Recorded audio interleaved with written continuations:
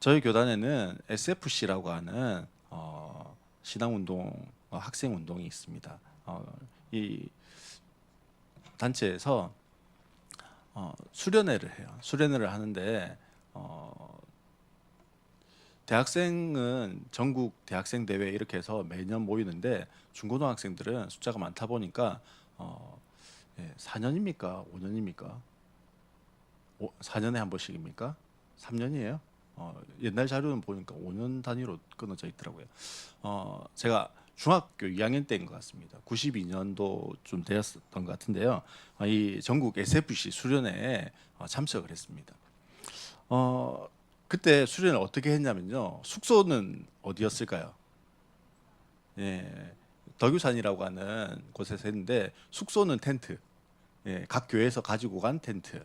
예, 밥은 어떻게 해 먹었을까요? 각 교회에서 들고 온 코펠 거기에다가 밥을 해 먹었습니다. 뭐 좀 큰 교회는 솥단지 걸고 이렇게 하기도 했는데 그렇게 했었습니다. 첫째 날 저녁 경건회였던 것 같아요. 저녁 집회였는데 비가 억수같이 쏟아졌어요. 비가 억수같이 쏟아졌는데 혹시 경건에 가기 전에 비가 안 왔거든요. 그래서 집회 가기 전에 우산을 하나 챙겨갔었어요. 챙겨갔는데 그 강단에 서신 목사님이 그러시더라고요. 우산 펴면 뒷사람 안 보이니까 우산 내리라고. 그래가지고 비를 그냥 줄줄줄 맞으면서요 했어요. 근데 그때 목사님이 첫째로의 첫째, 둘째, 셋째, 둘째로의 첫째, 둘째, 셋째, 셋째로의 첫째, 둘째, 셋째, 첫째로 뭐 둘째로까지 갔어. 이제 셋째를 하면 끝나겠지 이랬는데 그게 첫째의 1, 2, 3이었어요. 하여튼 설교를 그때 기억으로 엄청 오래 했어요. 엄청 오래 설교를 하시고는요. 설교가 마쳤어요. 그러니까 한 두세 시간 비 맞았던 것 같아요. 두세 시간 비를 이렇게 쫙딱 맞고 나니까 기억나는 거는 비 맞았다 이거밖에 없었어요. 그리고는 그 다음 날 되었는데 아니나 다를까 뭐 여기저기에서 감기 걸려가 비 맞아 보니까 여름이지만 비 맞아서 감기 걸린 친구들이 막 있었습니다. 저도 뭐 아파가지고 잠시 그 의무실 갔다가 온 것 같아요. 그리고 저녁 그 다음 날 저녁 시간이었어요. 수련을 하는데 그냥 뭔지 모르겠는데 예수님 만난 것 같았어요. 그래서 만난 것 같은 게 그렇게 울음이 나오더라고요. 그러면서 그렇게 회개를 했습니다. 아니 중학교 2학년이 회개하면 얼마나 회개할 게 많고 죄를 지었으면 얼마나 죄를 지은 게 많아서 그렇게 울었는지 모르겠어요. 제가 죄인이라는 게 막 이렇게 보여지면서 그렇게 울었었습니다. 그러면서 이제는 이런 죄 주님 다시는 안 짓겠습니다. 그렇게 결단을 했습니다. 그리고 그 이후로도 중학교 시절, 고등학교 시절 또 대학생 시절에 수련회를 가면요 여전히 어땠을까요? 여전히 울었습니다. 왜냐하면 회개할 것들이요 더 많아졌어요. 그 당시를 회상해 보면 중학교 2학년 때 그렇게 울면서 다시는 죄 짓지 않겠다라고 결단했는데 여전히 뭘 하고 있어요? 똑같은 죄를요 계속해서 반복해서 짓고 있습니다. 근데 또 그 죄를 짓고 있는 저를 보는 거예요. 어떤 죄들을 지었을까요? 뭐 그 당시에 지었던 죄 어떤 거 해겠지 뭐 이렇게 잠깐 생각을 해보니까 잘 안 나긴 하는데 뭐 이런 것들이었습니다. 살짝 떠오르는 것들이 엄마가 오락실 가지 마라 이랬는데 오락실을 엄마 몰래 이렇게 갑니다. 또 엄마한테 오락실 갔으니까 들키면 안 되잖아요. 그럼 뭐 합니까? 거짓말을 하는 거죠. 뭐 딴 거 했다고 거짓말을 하는 겁니다. 당신은 그런 것들이요 저에게 죄책감으로 이렇게 다가왔었습니다.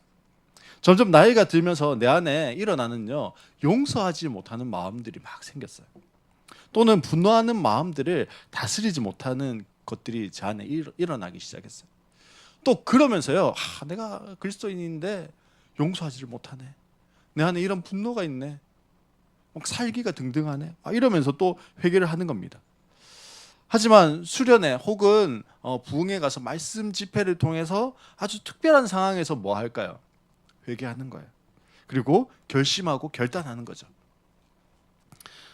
근데 어떨까요? 여지없이 또 실패합니다. 그것이 반복되면서 나 스스로를 향한 자책과 정죄감이요 점점 더 커집니다. 근데 신기한 게 있습니다. 그게 뭘까요? 예준아, 뭐가 신기할까? 자책과 정죄감이 점점점 커지다가 놀라운 일이 탁 생겨. 뭐지? 그 자책과 정죄감이요 그다음부터 안 들어요. 무감각해집니다. 그냥 그렇게 살다 보니까요 그게 그럴 수도 있지 혹은 그럴 수도 있지조차 생각이 안 드는 거예요. 그냥 그 죄가 당연한 일상이 되어버리고 그래서 그냥 당연한 것이 되어버립니다. 이렇게 살아가도 아무 문제가 없네? 이 생각이 내 안에 뭐였기 때문일까요? 자리 잡아서 그래요. 우리가 계속해서 야곱을 살펴보고 있습니다. 야곱은요 이름의 뜻이 뭐라고 했습니까? 속이는 자, 거짓말쟁이라고 했습니다. 그런 야곱이지만 하나님은요 야복강에서 만나 주셨어요. 그리고 그에게 축복을 해주십니다. 그리고 뭐라고 합니까? 너 야곱, 속이는 자, 거짓말쟁이인데 이제는 이스라엘이라고 해라. 이스라엘의 이름의 뜻이 뭐였습니까? 하나님과 겨루어서 이긴 사람, 이런 뜻이었습니다. 또 우리가 지난주 살펴봤잖아요. 하나님과 겨루어 이긴 사람이라고 이름도 바꿔주셨을 뿐 아니라 에서가 죽이려고 400명을 거느리고 왔는데 극적으로 뭐합니까? 화해예요. 화해의 상봉을 합니다. 도저히 야곱의 힘으로는, 능력으로는 형의 마음을 돌이킬 수가 없었는데 하나님이 형 에서의 마음을 돌이켜 주셨습니다. 그게 우리가 지난주까지 봤던 33장의 이야기죠. 형제가 이제 화해했어요. 그래서 형이 이제 마음이 너무 좋아진 거예요. 그러니 어떻게 합니까? 다 용서되는 거예요. 그래서 형 에서가 이야기합니다. 동생아, 내가 지금 세일이라고 하는 곳에 이제 터를 잡고 거기에서 꽤 영향력 있는 사람으로 잘 살고 있어. 그러니 너 나랑 같이 내가 있는 세일이라고 하는 땅에 가서 거기서 우리 둘이가 의좋게 그렇게 한번 살아가 보자. 그렇게 이야기합니다. 그때 야곱이 이야기를 해요. 아, 형님, 먼저 가시면 제가 가축들을 좀 쉬게 했다가 가겠습니다. 이렇게 이야기합니다. 그랬더니 에서가 좋잖아요. 지금 어쨌든 화해를 했으니까. 그래서 그러면 너 오는 길 안전할 수 있도록 내가 부하를 좀 여기다가 놔두고 갈 테니까 그 부하들이랑 함께 안전하게 세일로 와라. 쉬었다가 그렇게 이야기했어요. 그랬더니 야곱이 또 이야기하는 거예요. 아니 형님, 그럴 필요가 없어요. 제가 잘 안전하게 세일까지 가겠습니다. 이렇게 했어요. 그래서 에서가요 그렇게 해라 그러면 하고는요 그날 400명을 거느리고 에서는 세일 땅으로 다시 자기가 살던 곳으로 돌아갔습니다. 그러면 야곱이 이제 어떻게 해야 돼요? 영병제, 야곱이 어떻게 하면 될까? 이제 좀 쉬었다가 가면 돼요. 그렇죠? 하지만 야곱은요 사실 처음부터 그럴 마음이 없었습니다. 33장 17절에 보면요 이렇게 기록하고 있습니다. 야곱은 숫곳으로 갔다. 거기에서 야곱은 자기들이 살 집과 짐승이 바람을 피할 우리를 지었다. 그곳에서 그래서 그곳 이름을 숫곳이 되었다. 이렇게 말씀하고 있어요. 야곱은 하나님과 겨루어 이긴 사람, 즉 뭐가 됐습니까? 이스라엘이라고 이제 이름 바꾸라고 했잖아요. 이스라엘이라고 하는 복을 받았습니다. 이제부터는 이스라엘 하면서요 새로운 사람으로 이스라엘이라는 이름에 걸맞는 삶을 살아가라고 말씀하셨어요. 하지만 그 모든 순간에 야곱은 여전히 누구로 살아갔을까요? 야곱으로 살아갔어요. 속이는 자로, 거짓말쟁이로. 이때 야곱은요 죄책감이 들면서 나는 왜 이렇게 사기치지? 나는 왜 이렇게 속이고 거짓말하지? 그런 생각이 했었을까요? 아닐 거예요. 야곱 어떻게 했을까요? 그냥 했어요. 그냥 했는데 그게 뭐예요? 거짓말하는 거. 그냥 했는데 그게 뭐 하는 거예요? 사기치는 거. 근데 더 놀라운 건 뭔지 아세요? 32장 28절에 이렇게 기록하고 있습니다. 하나님이 야복강에서 내가 하나님과 겨루어 이겼고 사람과도 겨루어 이겼으니 이제 내 이름을 뭐라고 부르라고 합니까? 이스라엘이라고 부르라고요. 예, 소율아 타이밍 좀 맞추자 우리. 예. 근데요. 그러면 32장에서 그렇게 말씀하셨어요. 그렇죠? 뭐라고 한다고 이제? 이스라엘이라고 한다고 했어요. 그러면 32장 이후로는 하나님 누구라고 부르시면 될까요? 이스라엘아. 이스라엘을 뭐 이렇게 이스라엘은 이렇게 부르시면 돼요. 근데 성경은요. 여전히 오늘 우리가 읽었던 본문에도 뭐라고 부릅니까? 야곱을 이렇게 부릅니다. 야곱은요 여전히 야곱이었어요. 여전히 속이는 자였고 여전히 거짓말쟁이였습니다. TV나 인터넷에 보면 이전에 자기 마음대로 살다가 막 이제는 예수님 믿고 예수님 만나고 변화되었습니다 이렇게 간증한 사람들 이야기들이 많이 나오잖아요. 그 중에 우리 학생들은 잘 몰라요. 우리 자녀들은. 근데 조세영이라고 하는 사람이 있었습니다. 이 사람에게 따라오는 별명이 있었는데 대도였어요. 왜 이 사람에게 대도라고 하는 별명이 붙여졌냐면 이 사람이요 털었던 도둑이었는데요. 도둑질했던 집들이 어디였습니까? 전부 다 부잣집들, 국무총리 집. 그다음에 그 당시에 엄청난 그 권력의 뒷배를 가지고요. 그 부를 축적했던 뭐 장령자 뭐 이런 사람이라든지 대기업 총수 뭐 이런 사람들 집만을 골라서 털었어요. 그래서 잡혔는데 이 사람을 뭐라고 불렀냐면 대도. 야, 의로운 도둑 같다. 왜냐하면 누구 집만 털었어요? 예, 부자들 집만 털었으니까. 그래서 대도다 이렇게 불렀습니다. 이 사람이요 교도소에서 예수님을 만났습니다. 예수님을 뜨겁게 만났던 것 같아요. 그래서 새로운 사람이 되었어요. 그래서 이제 출소하고 난 다음에는 내가 감옥에서 예수님을 뜨겁게 만났습니다. 막 간증도 하러 다녔어요. 그리고는 뭐라고 이야기했냐면 간증하면서 나 이제 나처럼 교도소에서 있는 그 사람들에게 복음 전하는 사람으로 그렇게 일평생 살아가겠습니다. 이렇게 했습니다. 사람들이 막 야 저렇게 한 사람이 변화돼서 교도소 선교를 하는구나 막 이렇게 환호했습니다. 근데요 얼마 지나지 않아서 이 사람이 또 죄를 졌어요. 절도를 했어요. 지금 나이가 85세가 됐어요. 근데 전과 11범이에요. 계속해서 뭐 하고 있냐면 도둑질해가지고 잡혀 들어가고 도둑질해가 잡혀 들어가. 이제는 대도도 아니고요. 예, 동네 뭐 가게에서 뭐 훔치고 막 이러면서 잡혀 들어가 있어요. 지금 야곱 가족은요 숫곳이라고 하는 곳에서 지금 형하고 헤어진 다음에 우리가 오늘 읽었던 본문까지 오는데 시간이 얼마나 걸렸냐면 33장에서 지금 오늘 본문이 35장이잖아요. 10년이 걸렸습니다. 10년이. 형 가, 내가 좀 이따 갈게 하고는 숫곳이라고 하는 곳에 터를 잡고 거기서 얼마를 살았다고요? 10년을 살았습니다. 그러던 어느 날 딸 디나가요 세겜이라고 하는 동네에 놀러 갑니다. 디나가 세겜에 간 이유를 창세기 34장 1절에서는 이렇게 이야기해요. 디나가 그 지방 여자들을 보러 나갔다 이렇게 되어 있습니다. 근데 이 보러라고 하는 보다라고 하는 이 단어가 원어적으로는요 관찰하다 혹은 유심히 살피면서 배우다 혹은 즐기다 이런 뜻을 가지고 있습니다. 그러니 그냥 단순히 디나가 뭐 간 게 아니에요? 사람 구경 간 게 아니에요. 뭐 하러 간 겁니까? 그 세겜의 문화를 배우고 함께 즐기고 동화되기 위해서 갔다라는 겁니다. 그런데 세겜에서 일이 생겼습니다. 디나가 좀 이뻤던 것 같아요.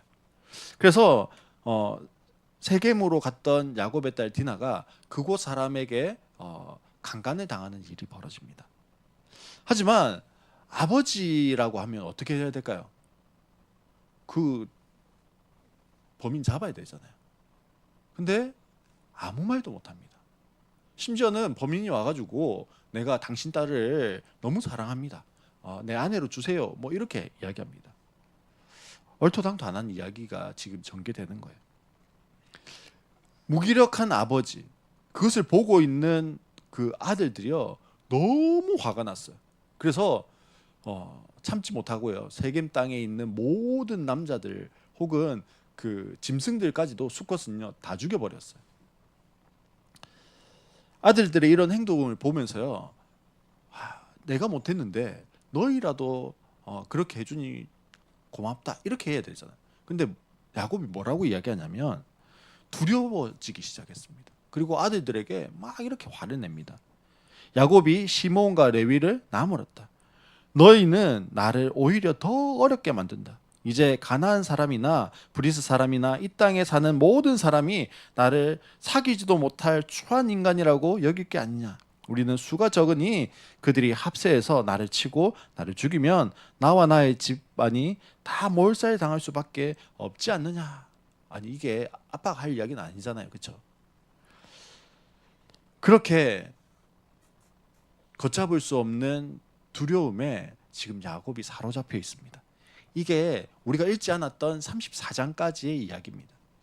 그리고 35장을 읽게 되어집니다.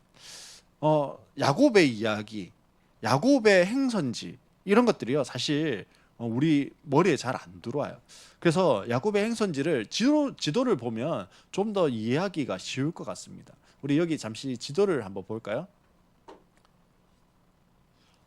저기 지도에 보면 맨 위에 바다나란이라고 돼 있는 그곳에서 20년 동안 살았어요.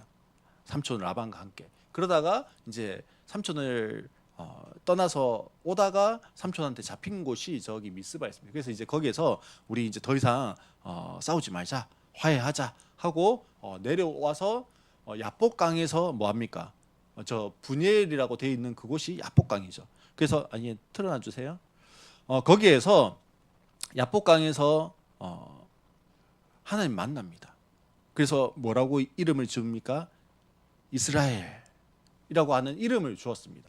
그리고 에서는 저기 밑에 보면 잘 안 보이는데 초록색으로 돼 있는 맨 밑에 초록색이 세일입니다. 저기로 가자 했는데 좀 이따 갈게요 하고는 에서는 먼저 갔어요. 그리고 어떻게 됩니까? 예, 에서하고 헤어진 다음에 다시 분이엘에서 조금 위로 간 빨간색에 뭐가 있습니까? 숫꽃이라고 하는 곳으로 다시 야복강을 건너서 다시 숫꽃이라고 하는 곳에 가서 삽니다. 거기에서 몇 년을 살았다고요? 10년을 살았습니다. 그리고 디나가 놀러 갔어요. 어디로 갑니까? 요단강 건너가지고 세겜이라고 하는 곳에 놀러 갔다가 강간당하는 사건이 일어났어요. 그래서 세겜에 있던 남자를요 그냥 몰살을 시킵니다. 그리고 나서는 지금 35장을 읽게 되는 거예요. 우리가 35장이 지금 그 두려움 가운데 사로잡혀 있는 야곱에게 하나님이 나타나셔서 어디로 가라고 말씀하십니까? 저기 파란색 돼 있는 베델로 가라 라고 그렇게 말씀하고 있는 겁니다. 지금 우리는 베델로 가라 말씀하시는 그 하나님, 지금 저 노란 세겜 땅에서 이제 베델로 가려고 하는 그 부분을 읽고 있는 게 35장의 이야기예요. 왜 두려움에 차 있을까요? 자기가 언제 죽을지 모르니까요.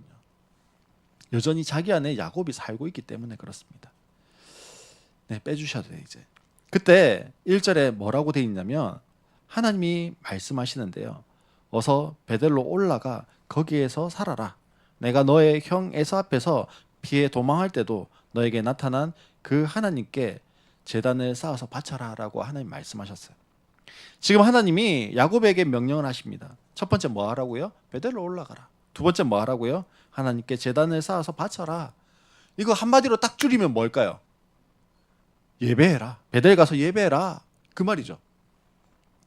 베델이 어떤 곳이냐면 30년 전에 형 에서를 피해서 도망가다가 그곳에서 만난 하나님, 그래서 그곳에 예배했고 안전히 돌아오게 해주시면 다시 예배하겠습니다 서원했던 그 장소가 베델이었습니다.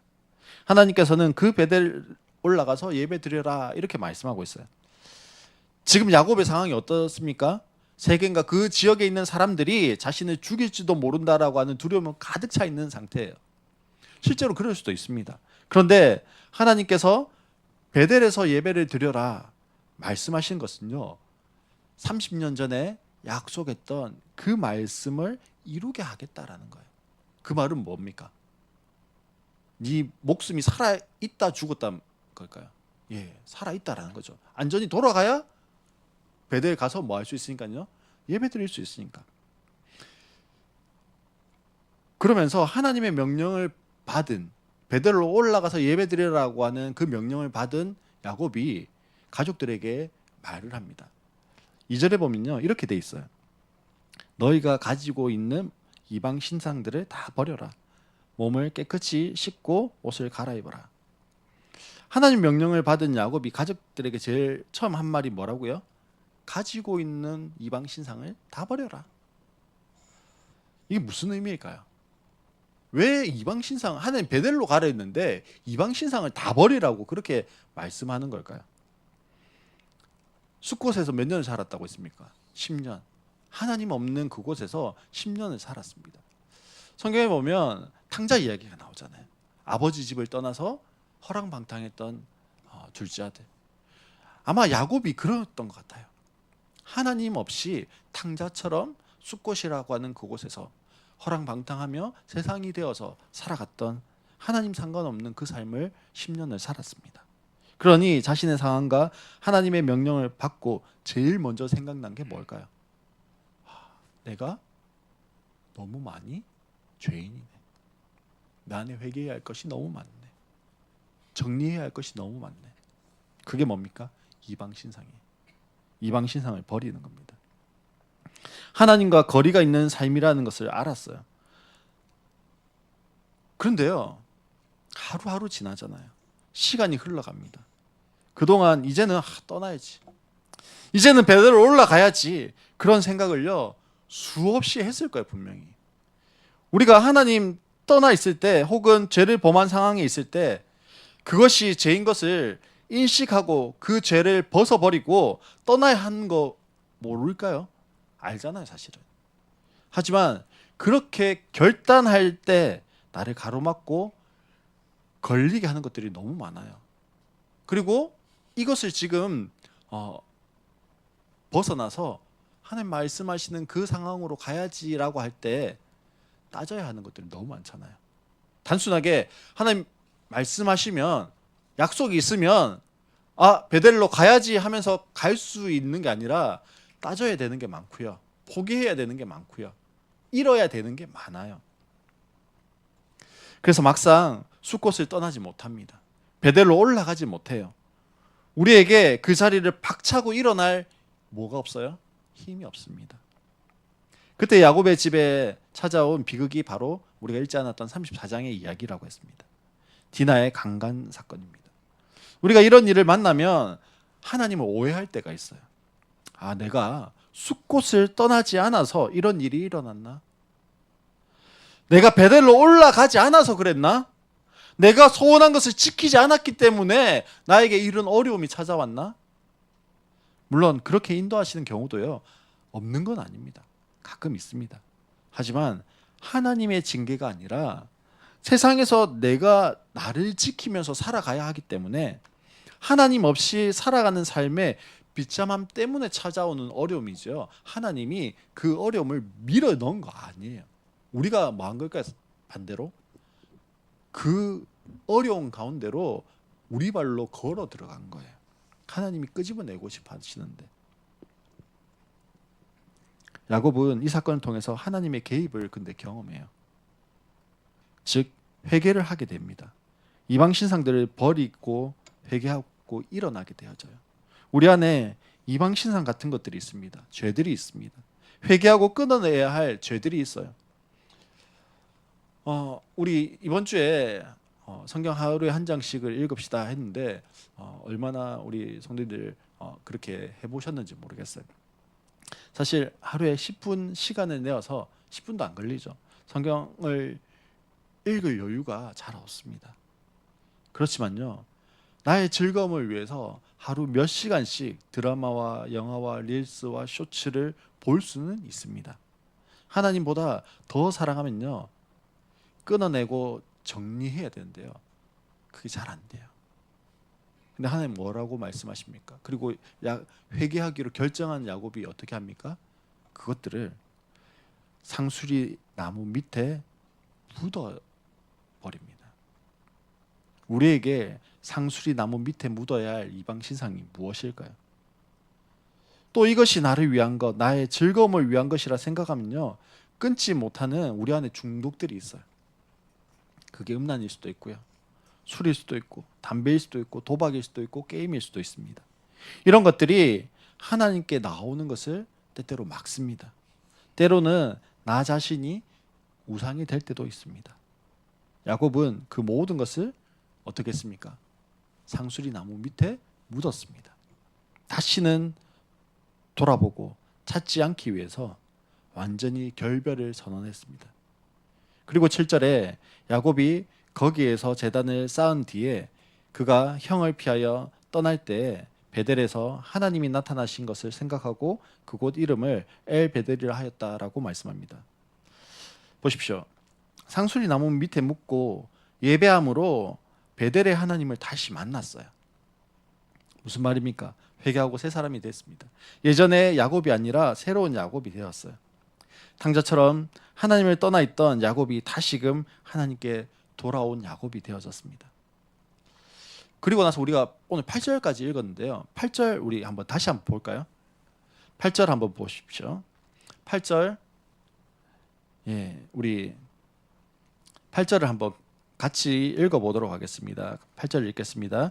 리브가의 유모 드보라가 거기는 네, 감사합니다. 다시 읽겠습니다. 시작.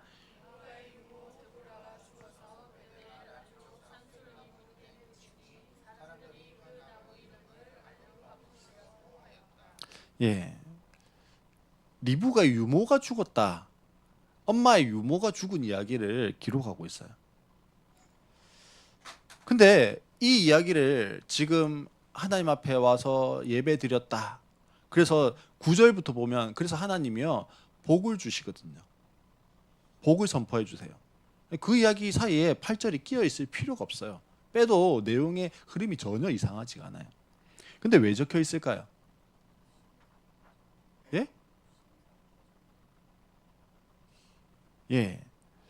무슨 말인지 잘 모르겠습니다. 근데 성경은 어떤 책입니까? 하나님의 감동으로 기록된 책이에요. 사실 필요 없는 이야기를 적고 있지 않는 거예요. 다 이유가 있을 겁니다.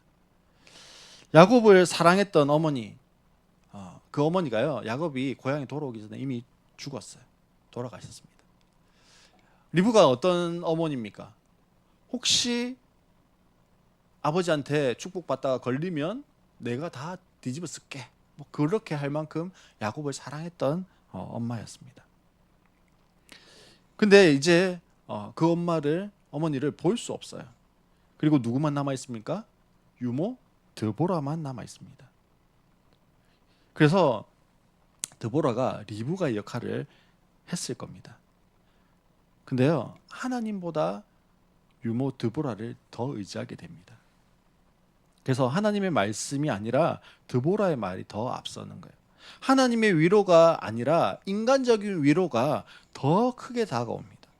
마치 우리가 끊지 못하는 죄로부터 위로를 얻고 싶잖아요. 그것처럼 동일한 거예요. 하나님은 야곱을 풀이 뽑기를 원하셨습니다. 속이는 자, 거짓말쟁이인 야곱을 뿌리 뽑기를 원하셨어요. 그래서 야곱이 아닌 이스라엘 되기를 원하십니다. 사랑하는 성도 여러분, 야곱은 눈앞에 보이는 즐거움과 위로를 따라서 살아갔던 사람이에요. 하나님 없이도 살 수 있는 것처럼 10년을 이방 땅에서 이방인처럼 그렇게 살았습니다. 물론 야곱이 하나님을 예배했을 수 있습니다. 하지만 혼자 착각하면서 예배했을 수 있어요. 내 안에 수많은 이방 신상을 두고서 그것들이 자신을 지키고 보호하는 하나님이라고 그렇게 알고 살아갔을 수 있습니다. 하나님의 부르심을 받고 복을 받았고 이스라엘로 살아갈 것을 말씀하셨지만 여전히 야곱으로 살아갔습니다. 속이는 자로, 거짓말하는 자로 하나님은 야곱을 뿌리 뽑기를 원하셨어요. 그래서 이스라엘로 살게 하시고 복 주시기를 원하십니다. 지금 내가 뿌리 뽑아야 하는 야곱은 무엇이 있을까요? 이 질문을 한 주간 동안 저에게 이렇게 해봤어요. 내 안에 뿌리 뽑아야 하는 야곱은 뭐가 있지?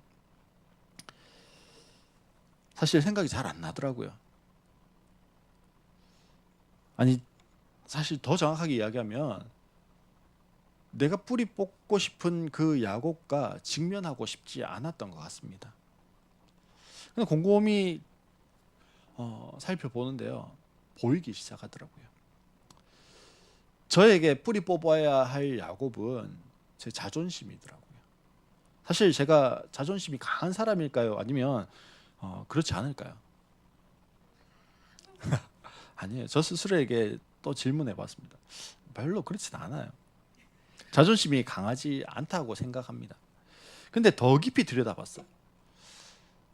저는 항상 수술하고 몸이 약했던 약한 아이로 성장하고, 그래서 늘 위축되어 있던 그런 아이였습니다. 그래서 소심하고 그런 아이로 자랐어요. 근데 그것을 감추어야 했던 것 같아요. 내가 소심한 거, 위축되어져 있는 거, 내가 약한 것, 이런 것들을 감추고 포장해야 했던 것 같습니다.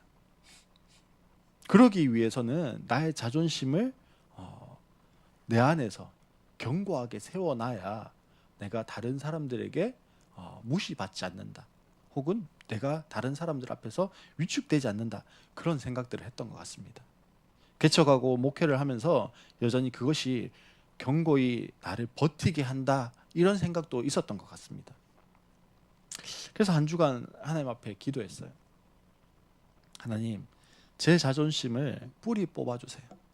내 자존심이 아닌 하나님의 존귀한 자라고 하는 정체성이 나를 붙잡고 가게 해주세요. 다시 한번 질문해 보겠습니다. 내가 완전히 뿌리 뽑아야 할 나의 야곱은 무엇이 있습니까? 지금 야곱 같은 나를 뽑는 시간이 있을 수 있습니다. 하지만요, 완전히 뿌리 뽑히지 않았을 수 있어요. 야곱이 자기 마음대로 자기 의대로 살아가려고 할 때 그 34장에 나오는 것처럼 어려움을 당하잖아요. 33장에서도 자기 께대로 해보려고 했을 때 형과의 관계가 어려웠잖아요. 삼촌 라반과도 관계가 어려웠었잖아요. 그 시간들을 통해서 하나님 말씀하셨지만 여전히 그 야곱을 뿌리 뽑지 못했습니다. 조금은 뽑혔겠죠. 그런 거 있잖아요. 우리 얼굴에 뾰룩지가 났어요. 뾰룩지가 나가지고 이렇게 쭉 해서 조금 뭐가 나왔어요. 예. 근데 여전히 여기 팅팅 부어 있어요. 만지면 어떨까요? 더 아파요. 왜 아프죠? 안에 있는 뿌리를 이렇게 다 나오지가 않아서 그래요. 어중간히 짠 겁니다. 그러면요, 더 아픕니다. 내 안에 야곱을 완전히 뿌리 뽑읍시다. 그것을 가지고 이 시간 주님께 좀 나아갔으면 좋겠어요. 그래서 이스라엘로 살 수 있는 우리 모든 성도님들 되시기를 주님의 이름으로 축복합니다.